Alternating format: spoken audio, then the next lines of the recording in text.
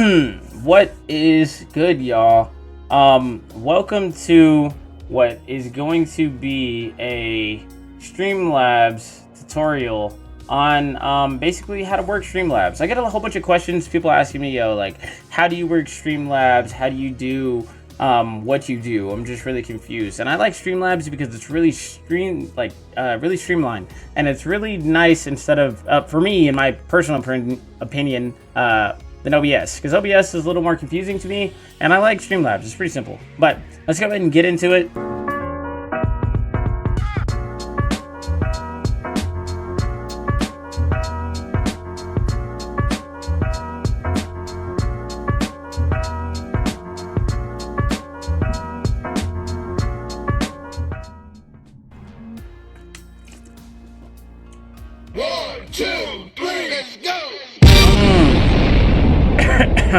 Oh, sorry.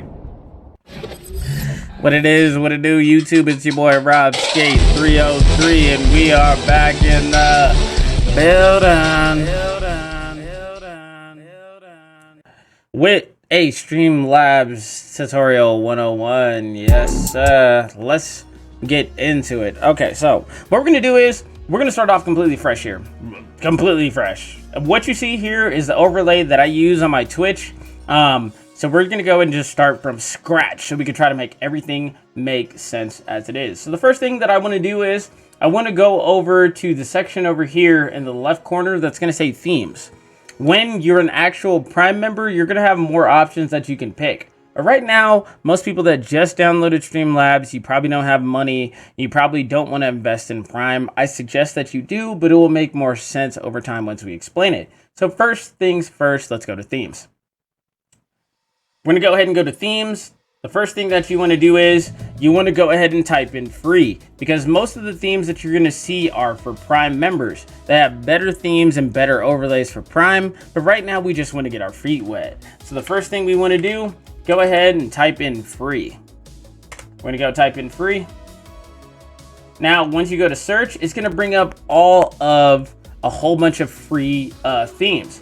So you can scroll through all the free themes that you like and find one that really suits you the most. The one that really, speaks to you, gives you that personality. As for me, I'm just going to click on the first one. That way we could just get a theme just actually started. Once you actually click on the theme, it'll show you what you get in the little theme packages to the right. In which this case, it has about 5 little themes here. It's got the live, the starting soon, the be right back, the offline, and the ending. So what I'm going to do is I'm going to install overlay. You let it install. Once it's done installing, it's going to go ahead and take you to the very first theme that you have. In which case, the theme that's going to be here is going to be the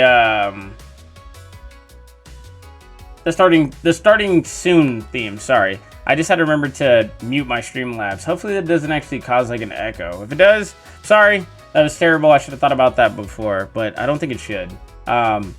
Anyways, moving on here. So we got our starting soon theme. We're gonna go and go to our live scene. So on the left side where it says Tech Disco, those are going to be your scenes. In the middle is going to be your sources, and on the right side is going to be your audio mixer. We're going to go into that, but first we're going to go into our live scene. Once we get into our live scene, the next thing that we want to go ahead and do is we want to go ahead and look at all of our sources. First one you're going to notice is the alert box. The alert box is going to be also known as your widgets. What is a widget? So basically, if somebody follows you, you'll see the widget pop up on the screen for follow. Via like this. And there it goes. So, Rob Skate 303 is now following Skate Nation. What happens is those are one of my widgets. So the first thing that you have on the top is your alert box. You can completely customize your alert box by going into properties and changing all those. But we're going to get back to those. We don't want to get back into alert box so far. But that's the alert box. Next, you're going to have your header. Your header is going to have all the things at the top via your newer followers, your new donations, and other things like that. Now, obviously, you notice one of the headers that stands out that says your name. Obviously, that's going to be your handle, of course, for whatever streaming purpose that you're using right now. So you want to go ahead and click on your name. Then after that, you want to right click it and then go to properties. Once we go into properties, it's going to bring up your name. We're going to look for your name in the text, and we're going to go ahead and change that to your Twitch handle, or wherever that you're actually going to stream to, or whatever you're going to use it for. And of course, mine is going to be RobSkate303. And I'm going to go ahead and click done. Now, obviously, you can change the font family, the style, anything is fully customizable in this menu. Obviously, they already have a default to match the theme here, which if you want to change that, you just want to make sure to remember that the style that it's in, so you can change most of the writing to match. Right now, I'm going to go ahead and click done. As you can see, it's highlighted. I'm going to get out of that. And now we have RobSkate303. Obviously, my last follower was Kaya Guy. And my latest donation was from Smoke for $10. And my top donation is Smooch for $22. $22? Whoa, I didn't even know that. Okay, next thing that we're going to do here, we're going to go into our webcam. Obviously, my webcam's off right now. So once you go into your webcam, once you have your webcam connected and not being used by another program on your PC, because most of the time your webcam can only run one at a time. It can't like run twice. So what we're going to do is we're going to do the drag down menu here. We're going to go to where it's actually listed as the webcam. Anytime you see a drop down, that doesn't mean that's the actual source. It just means that it has other things in it. So once we hit the drop down, we're going to look at the webcam itself. We're going to right click the webcam and we're going to go to properties. When you open up the properties window, it's going to let you know what is the device property. Right now, it's actually got my capture card as the property. Clearly, my capture card cannot be a webcam. So I go to the drag down. I go into my Razer Kaio because that's my webcam. I click OK. Boom. There goes my webcam. And now I'm back on the screen. What's up, guys? Next thing that you want to do, you can completely customize your webcam from here. So if you have like a different resolution, like if your camera can do 720 at 60 or 720 at 50, you can go to a higher frame rate to have yourself look a little bit clearer on webcam. As for me, I'm just going to leave mine at 1080 at 30. I think 30 frames per second looks okay while you're streaming. If you want to do higher, by all means, you can do that too. So I'm going to go ahead and click done. Now I got my webcam over here. Clearly, the aesthetics of your background can always be nicer. Whatever you want your background to be can obviously be great. For me, I got my green screen. I'm going to get into the little green screen here in a second. I just want to go ahead and just hop right into it. So now we got our camera working, all right? We're all good with our camera. The next thing you want to be like, whoa, so now I got my camera working. I got my name going. What else is going on here? The next thing that's going on here, you're going to notice on our list as we keep going down the chopping block is going to be our chat box. So let's go ahead and drag our drop down for the chat box. Next thing is going to be a chat box frame. That's pretty self-explanatory. And then you actually have your chat box. What is your chat box? That's going to be when you actually go live on Twitch or whatever streaming service that you actually want to have. Typically it's Twitch, that you're going to be able to read your chat. Now, whatever you link your account to, when the chat comes through, it should come through the chat box, most commonly known as the Twitch chat box, and that's where you'll see it. To actually test out the handwriting to see what it's going to look like, on the right side of the screen, you're going to have like a little drop-down triangle in the middle. You click that drop-down, that's going to take you to hopefully your Twitch login, as for me it is, and then I'll be able to have my chat box up, and I'll be able to test things. So right now, I can go ahead and type in test, and if I type in test and I do chat, boom, it's going to bring up RobSkate303 test in my chat box. That way I can actually see how big my font and everything is going to be. If you don't like how small it is or how big it is or whatever like that, everything is always usually going to be clicking on the chat box, doing a right click and going into properties. Properties is always going to take you to the properties of that source so you can go ahead and break it down. Now that I'm in here, I can look at my visual settings, my font settings, and all of that stuff too. Now, the theme that I have set up on mine is Twitch. I think that the Twitch chat box is a really great one. I mean, it works really good. If you want to do clean, you could also do clean too. I think clean is actually pretty good. It actually fills out the whole entire thing, so you can actually see all the handwriting. A lot of people like clean because you see the whole thing. Versus like Twitch, if the writing's too long, it will actually cut off like the writing, I believe. And then you have a whole bunch. You got old school, chunky, you know. So really just decide what you want to do. And then obviously your font settings, you know, how you want it to be, and yada, yada, yada. So play with it a little bit, find the chat box that works for you. I believe if you're watching this video, your first month of streaming is really just going to be like your test phase. You're going to really like feel things out. And then once you find what works for you, you get your overlay how you like it, and then you just grow from there. The next thing is, how do you get your gameplay on screen? Right now you see this background. Obviously it's showing Fortnite. Let's go ahead and actually get a background into play. So what you want to do is, obviously it says delete me. You want to go ahead and right click that, and then you can go to remove. Once you remove it, it's going to take away that source away from this scene. Of course, the scene being my live scene. So I click remove, click OK. Guess what? Now that source is gone. Now my background's black. Now how do I actually get my gameplay? Now, this is very important. If you're on PC and you actually just want to capture your games directly from your graphics card, you can do that as well.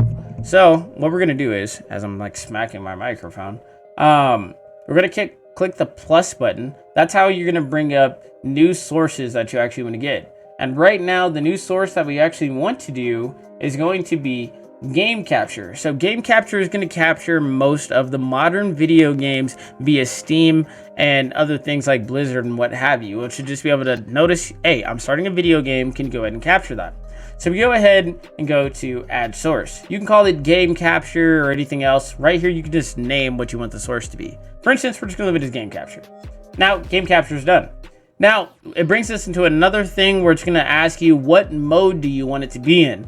Auto is the most basic mode. When you open up a game, it will auto see that and it will put the game in the background. If you want to capture a specific window, you can actually go into here and capture a specific video game that you want played. You know, if you really want to be specific about stuff like that, you could do it. Right now, we're just going to leave it on auto. That's fine. Now, anytime that you add a new source to your scene, it's always going to put it at the top. When you put it at the top, it's going to sit above everything. That's how we lost everything. So we want to grab the game capture and take it to the bottom.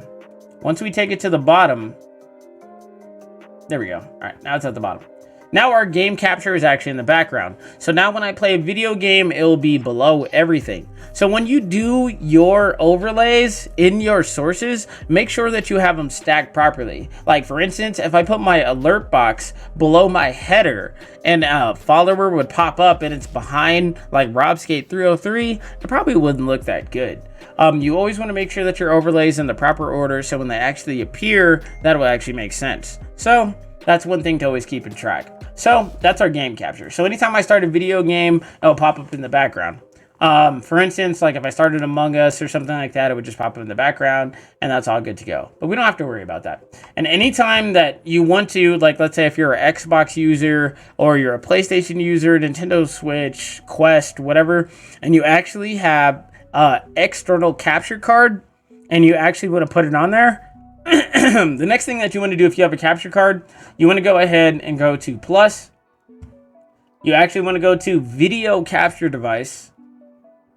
And as you can see, anytime that you click on something in the source page, if you do not know what it is and I do not cover it in the topic, you can go ahead and go over here. If you click on any of these sources, it will bring up a little, hint of what that source actually is, like window capture, audio output capture. It will actually break it down for you so you can actually understand what that source is before you actually click on it.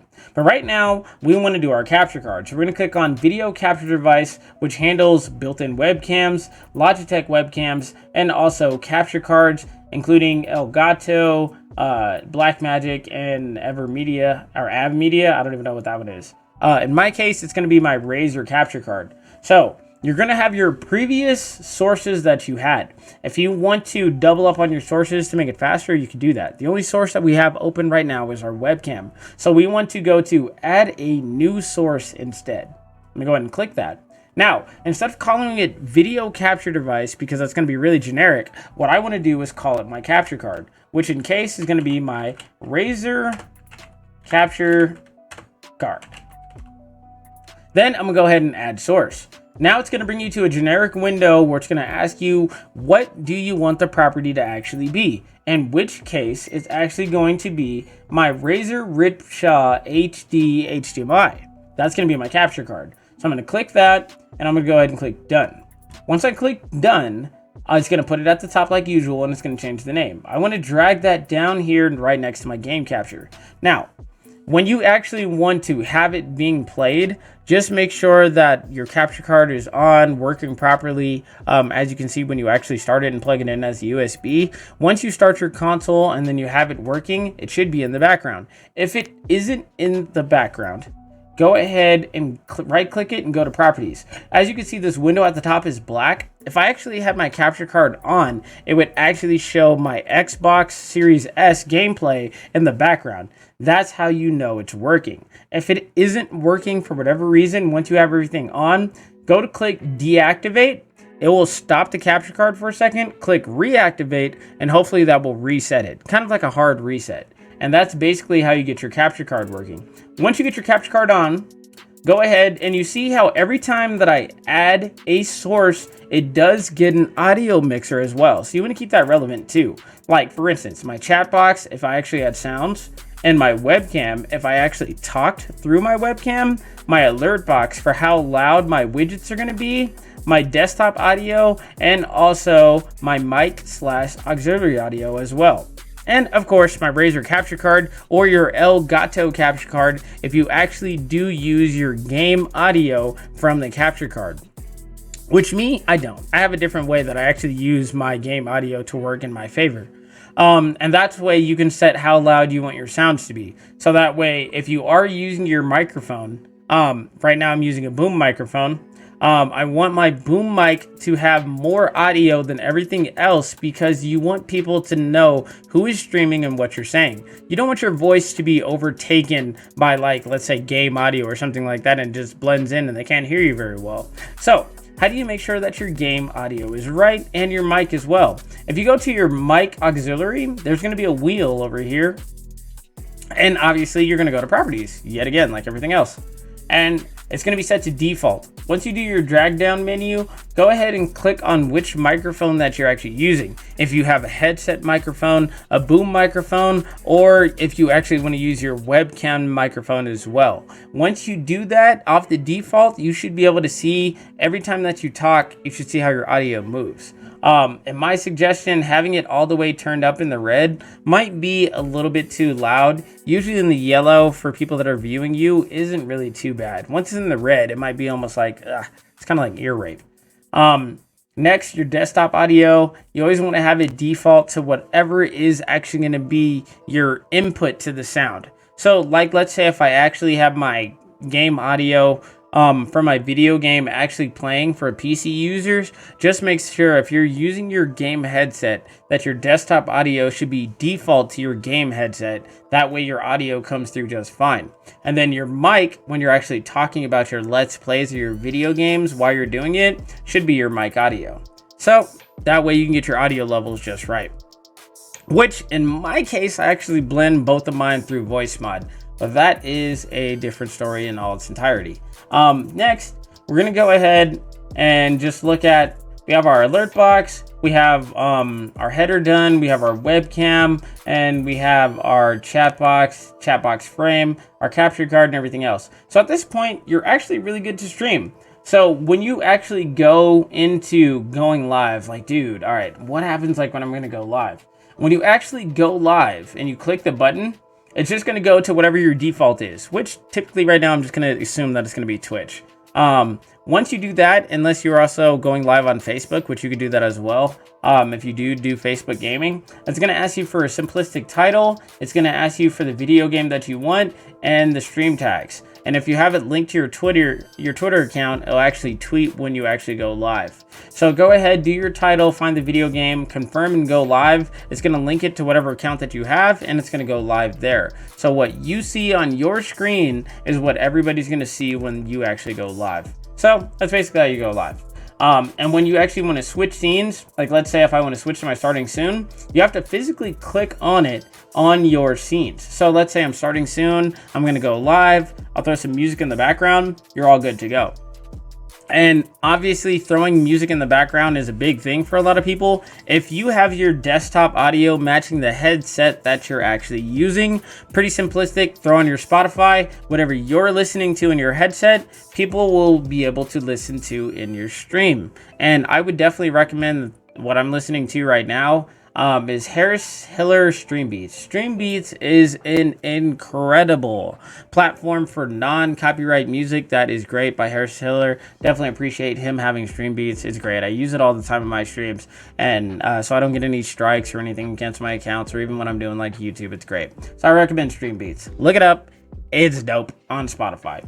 Moving on to the next thing. Once we go back into our live scene, you click on it, draw good. If you actually want to have transitions, where obviously these broke ones don't have any transitions, and the prime ones do come with custom transitions when you click from starting scene to live scene, you can go ahead and add transitions. How do you go to transitions? On the side where your scene's at, you have the plus and the minus. You also have the wheel where you can edit scene transition. You open that up, and you can actually add transitions into your global transition. So each transition from your screen, if it is global, you can do it instead of cut, which is just really cut and dry, into a different one. For instance, if I click on this one, look at the type that I have here. I got fade, swipe, slide, luma, wipe, stinger. You don't really have that much. So I can just go ahead and go to swipe. I use swipe.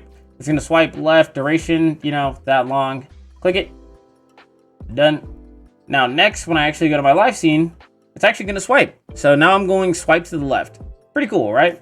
So you can go have different transitions on each. If you want to add it to a specific transition, go ahead and not go into global. Go to add. Oop, not like that.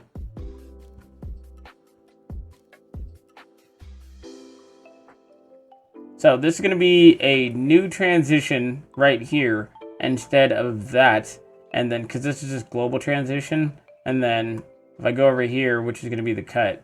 And then once I go to cut, now we're back to cut now. So when you have a transition that you want, you can switch the transitions from your scenes, which is actually pretty cool. So that's how you can do that too. And it just makes it a little bit better when you actually want to have stuff like that. Obviously these ending soons and be right backs, they're all pretty normal. They're not incredible. If you want to add scenes to these, you can do that obviously in the sources, because the BRB is just be right back. But you can add your webcam, you can add a chat box, you can add a whole bunch of flare and stuff like that if you wanted to do that. And if you wanted to add flare to some of these scenes that are really basic, you can always go ahead and go to the plus symbol. You can add images. You can add JPEGs and all types of stuff in the background to make it more customizable to yourself, so it doesn't look so boring.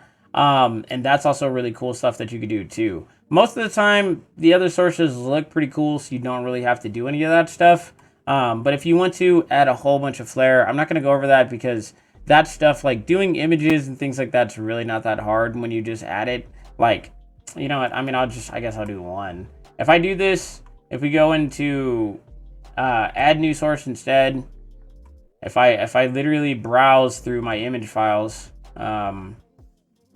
let's say, geez, I don't even know what to just add back here. Let's just add this thoughty real quick.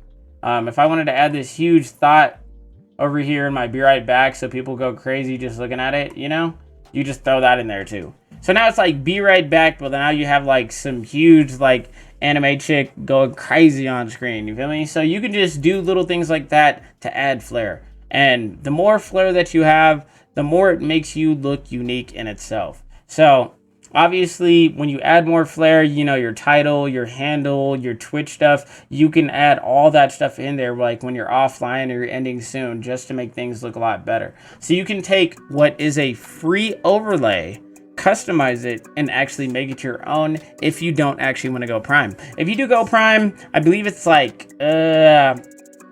is it, 20 bucks a month for prime, and you get in a list of apps.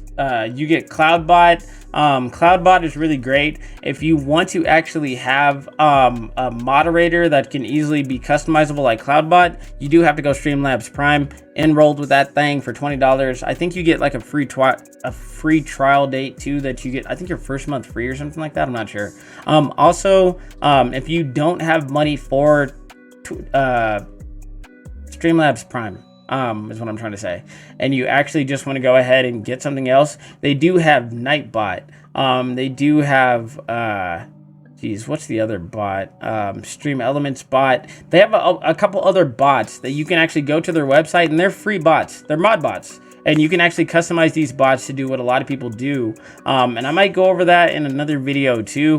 But that's neither here nor there. If you do want to have a bot, it's really easy. Just look it up. And if you do Nightbot, just type it in on Google, sign up for it, and then grant that privilege in Twitch, and then you can actually have Nightbot as a moderator in your in your chat box, and you can actually customize it. But that'd be a whole different video for me to go over that for the Nightbots. Moving on to the next thing real quick, green screen. If you do actually have a green screen and you actually do want to just go ahead and fix that, that's actually pretty easy. What you're going to do is you're going to go back into where our webcam's at over here. Now, instead of going into properties like I've been telling you to do for everything, we're not going to actually do that. What we're going to do is we're going to go into our filters.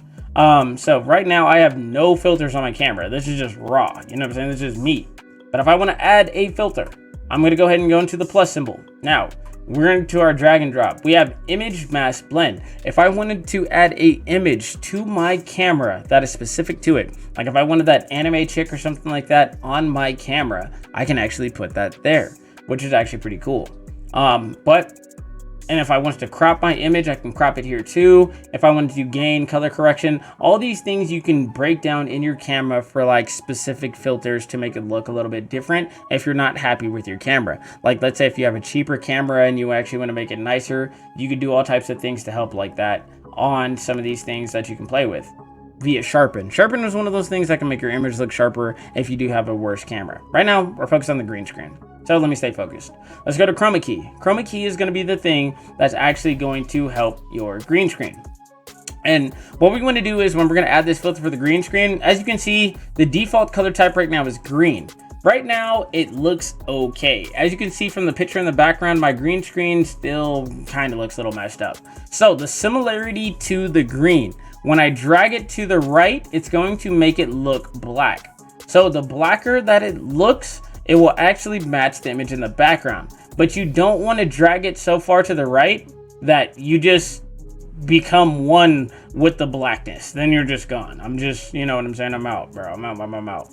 But get it to where it's pretty much black in the background, but it doesn't affect your body too much. And then you want to play around with the settings like the smoothness, you know what I'm saying? If it's not too smooth, take it back so you look better. You got the color key spill, mess around with the contrast, the brightness, get it to where you look great and the green screen just looks black. Once you get that done, go ahead and click done, and then there you go. Now you got your green screen looking perfect. Look, I'm in a green screen now. My background matches everything else. But look at that little tear right there, bro. You can kind of see my bed, how it's not even undone. How do you fix that? Remember how I told you how you click the middle box and then you hold down the Alt key? I'm going to hold down Alt. I'm going to go ahead and crop this right here. And now my green screen's done. Now I'm just in the box, living my best life. Boom. Now, if you do drop anything on a scene, like let's say you do drop a game capture or anything like that, specifically to your capture card, and it does not fill up the whole screen.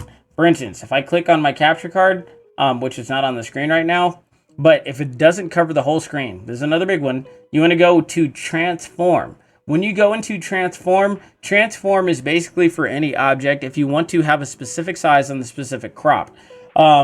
You want to go to fit to screen. This will actually fit it to the screen that's actually on there. If fit to screen still does not cover the duration of the screen, you can still go to stretch to screen. It will actually stretch the image out to fit the whole entire screen.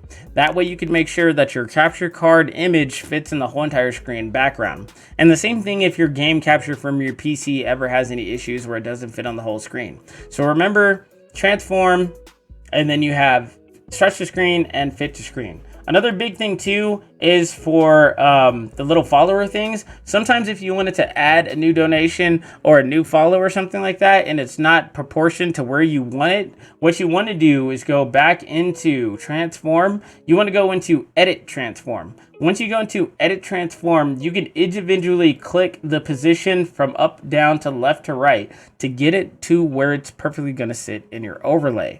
That's how you get that to be perfect. You can also mess around with the size too. If it's too big or too small, you can have it perfectly centered to the way that you want it.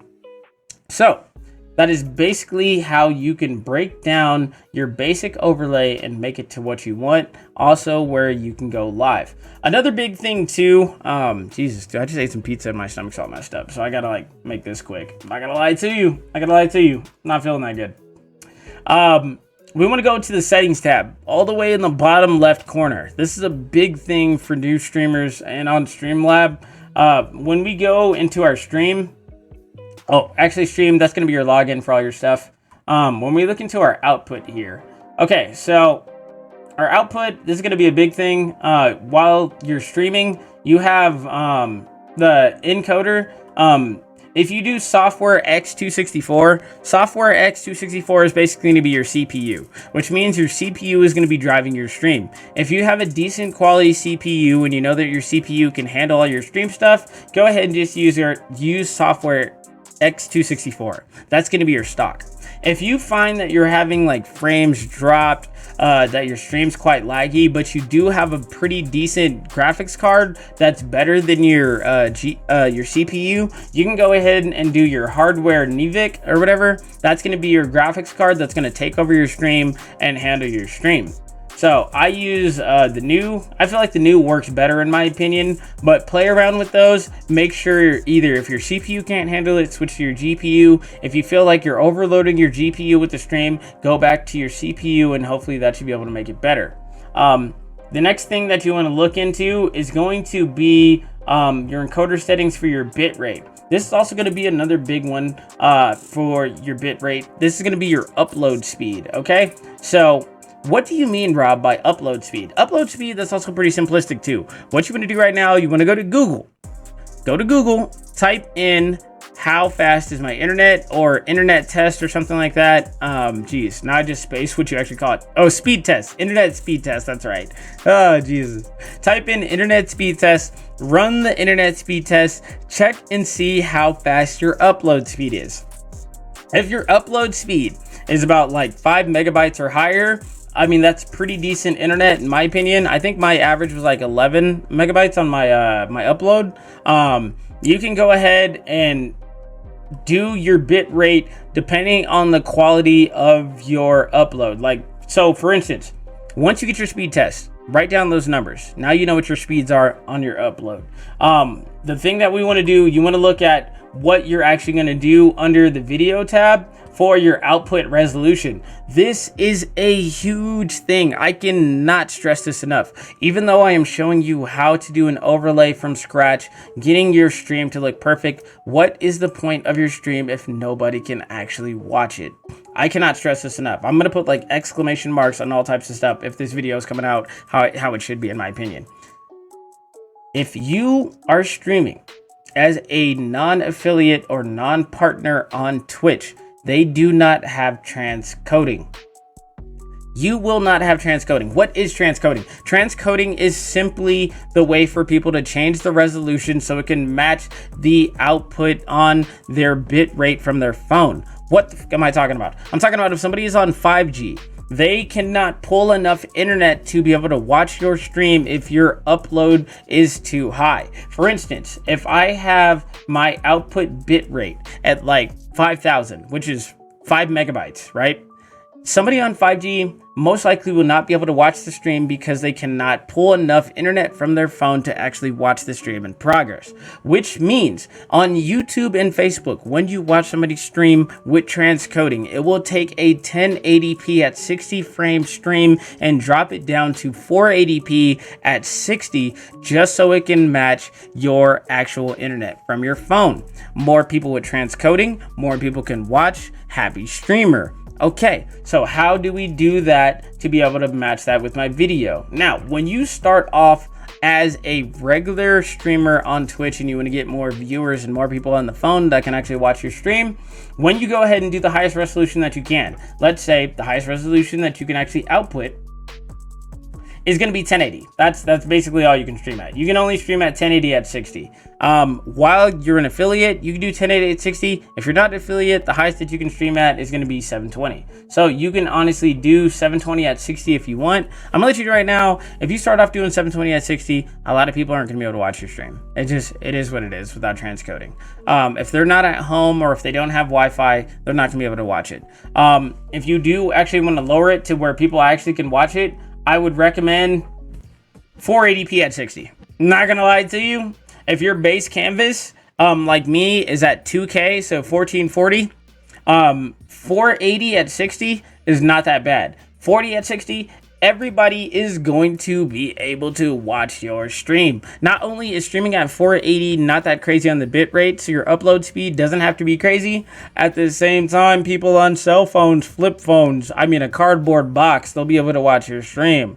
And the more people that watch your stream, the more average viewers you can get, and the quicker way you can get yourself to affiliation. Once you get to affiliation, you have a chance to get transcoding. It is not guaranteed, but if enough people aren't using transcoding, they do give transcoding to people that are affiliate. So people can actually watch your stream if you are actually streaming at 720 at 60 or 1080 at 60 if you do prefer. Now, I'm going to tell you, if you don't have transcoding in your stream and you are filming at 1080 at 60 and people don't actually have the internet to watch it, less views, now you're not really pulling people into your stream. But your stream looks dope, I guess, you know, if that's what you're about. But a lot of people like having more people in their stream because it's funner. So don't forget that base canvas is what you see on Streamlabs. Output is what people see on Twitch. I recommend if you are new, please do 480p at 60, or if you want to do a little bit higher, you can do 576, 522. Those are a little bit better too. They do take a little more on the upload speed. I know my girlfriend, I think she streams at about 576, of just about 580. So take that, you know, with a grain of rice if you really just want to try that quality. I recommend it to you. I don't think it's that bad. Until you get affiliate, then you can bump yourself up to 720 or 1080 if you feel like you'll get transcoding. Okay, anyways, so going back into the output, make sure once you get your bit rate, I'm going to put bit rates in the description as well, for the type of resolution and the type of bit rate that you should probably have it at depending on your upload speed, and then you should be good. So next thing over here in the bottom left corner, so you can actually pay attention to your stream as it's actually going to make sure that you're good. You want to go ahead on the bottom left corner here where you're actually going to have the little 3 bars that look kind of funny.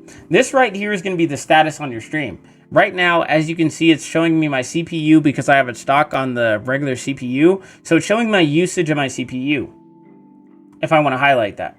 But right now, this gives me my stats. So I got my frames per second stat, I got my drop frames if I want to have that, and then I have my upload speed.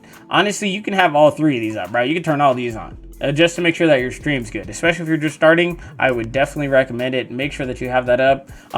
Like I said, the first box, CPU, showing how much usage that you're actually doing in stream. Obviously, if your CPU is getting way up there and it's trying too hard, probably switch over to your GPU and see if that takes load off. Next, you have your frames per second. If you're playing any video games, not via your capture card, because your capture card is doing all the work, so you're fine, including your console. If you're playing a video game from your PC on game capture, if you are dropping frames like crazy, bro, that means that your GPU cannot handle playing a video game while streaming it at the same time. So obviously doing your GPU to handle the stream and play a video game might not be that good, so you might want to have your CPU take the load off. That's one way to watch your frames per second. Just make sure everything's good there. Next, you got your drop frames. Drop frames is going to be going back to your internet stuff. If you're dropping frames, probably your internet is not that good, so you might want to drop off your you might want to see if you just where your internet's at, honestly, on your speed test. If you do not have good internet, either you're lagging or you're on Wi-Fi or something like that, typically it's Wi-Fi. If you're on Wi-Fi, that's your drop frames. I would definitely recommend being plugged in through an Ethernet port or getting a Wi-Fi range extender. Right now, I'm using a amped wireless Wi-Fi range extender just for my Xbox. My PC is connected to the Ethernet. If you cannot get the Ethernet cable plugged into your PC, then I do advise you to get a Ethernet extender, and I do recommend Amped Wireless. They're not that expensive. You can find them on eBay for a great deal. They handle great input speeds, upload speeds, and great internet extension. Right now, even with Wi-Fi, my current download speed is about 325 megabytes. And my upload speed with the extender is probably about, I think, like 8 to 10 megabytes on the upload. 325 megabytes a second off a Wi-Fi range extender is incredible. And I think I only got on eBay for like 40 or 50 bucks. So if you cannot have an Ethernet cable, I cannot stress enough, get a Wi-Fi range extender. It will help your stream tremendously if you're dropping frames because of bad Wi-Fi. Then you have the KB. That's going to be your bandwidth on your upload. You can actually watch your upload speed in real time. If you feel like your upload speed does not match your stock settings, which means if you set it to 2500, 3000, and it's dropping below that in the red, in the yellow, drop your upload speed so it can actually match what you're looking at real time. And then you can have a better stream. So the lower quality, the lower the upload, the more people that can watch, the more steady the stream is. You see where I'm going here? You're only as good as your internet. So that's basically that. So now I can watch all my stuff in real time. Oh, God. Anyways, after this 40-minute video, I really hope that I could have covered most of the bases that I could and explaining how to do Streamlabs 101. Now, I most likely will drop like a 102 video, probably going over customizing your widgets, your alerts, more in-depth stuff about the App Store, countdown timers, the mini feed, all different types of stuff like that. But that's just like, it's doing too much right now. Even just doing everything that I did. Oh, and a donations page, so you can get donations linked directly to your PayPal, all that stuff. I might have to do in a 102. But I digress. I hope that you guys enjoyed this video learning about Streamlabs 101. I tried my best to really break down everything the best that I could, and more of like I have no idea what I'm doing type of phase starting it up. Because when I started it up, I watched a whole bunch of videos. They were very confusing, and I hope I tried to do a little bit better than that. If it was still confusing, I'm sorry. It's just not as easy at trying to explain things as it is visually doing them and seeing them as well. But I love you all. I hope that you guys have a blessed day, and I'm gonna catch you next time. It's RobsK303. I am out. Peace.